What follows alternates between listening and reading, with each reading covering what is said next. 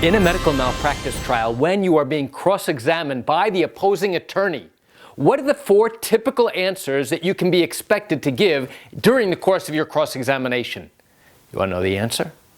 Come join me for a moment as I share with you some great information. Hi, I'm Gerry Oginski. I'm a New York medical malpractice and personal injury attorney. All right, so you brought a lawsuit against your doctor claiming that he was careless and that his carelessness was a cause of your injury. Now your case goes all the way to trial.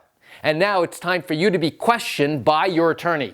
Your attorney goes ahead and spends a couple of hours questioning you, asking you open-ended questions. Who, what, where, how, when, why? Tell us more, explain.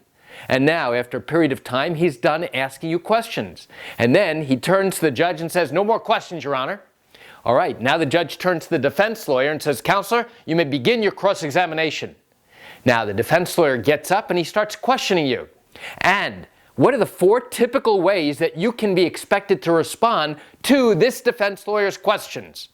The reality is that the defense lawyer, assuming he knows what he's doing, is going to be asking you short, leading questions that call only for yes, no, I don't know, or I can't answer that question.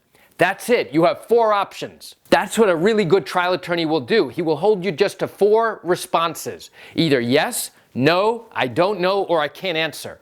An attorney who is cross-examining you does not want you to explain anything. Instead, he's going to be asking you short, pointed questions that really only call for yes or no.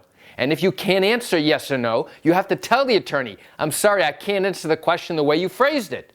And now he'll ask a different question, or he'll start arguing with you about the wording of his question and why you can't answer it. Just limit yourself to those 4 answers is what he's going to tell you. Now what happens if during the course of questioning you feel the need to explain and you go ahead and start explaining? In all likelihood, this attorney is going to turn to you and say, "Hey, listen, I didn't ask for an explanation. And by the way, you promised me at the very beginning of my questioning that if you could not answer my question yes or no, I don't know or I can't answer, that you would tell me that, which would allow me the opportunity to go ahead and ask you another question."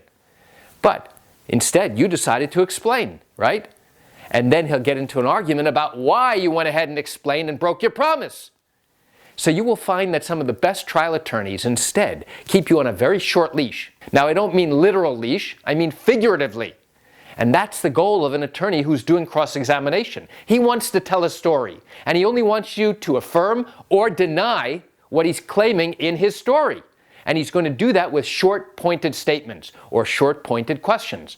"Hey, Mr. Jones, isn't it true that you were driving this car on this day?" "Yes." "And at that time, it was about 2 o'clock when the accident happened?" "Yes." "And it was a cloudy day, wasn't it?" "Yes." "And you were driving on this road for 5 minutes before the accident happened, true?" "Yes." "And you had been on this road before, isn't that true?" "Yes."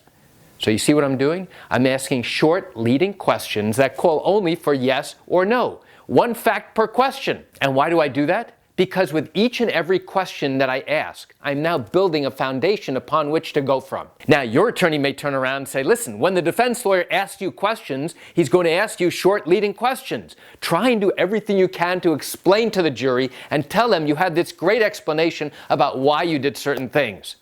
Now, if you were to try and do that each and every time, it would look like you're being obstructive. It would look like you're not trying to be helpful. It would look like you're trying to explain things away and not play by the rules.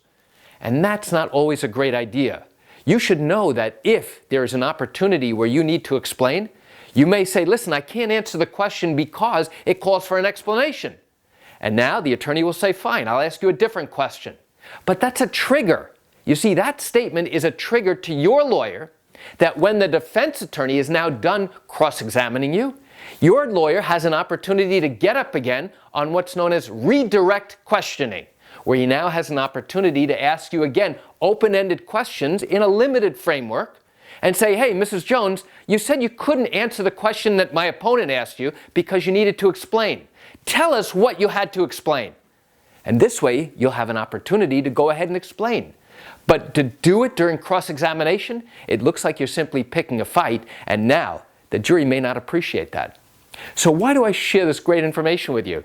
I share it with you just to give you an insight of what really happens in a civil trial involving a medical malpractice matter, involving an accident matter, involving a wrongful death matter here in the state of New York. You know, I do understand you're watching this video because you likely have questions or concerns about your own matter.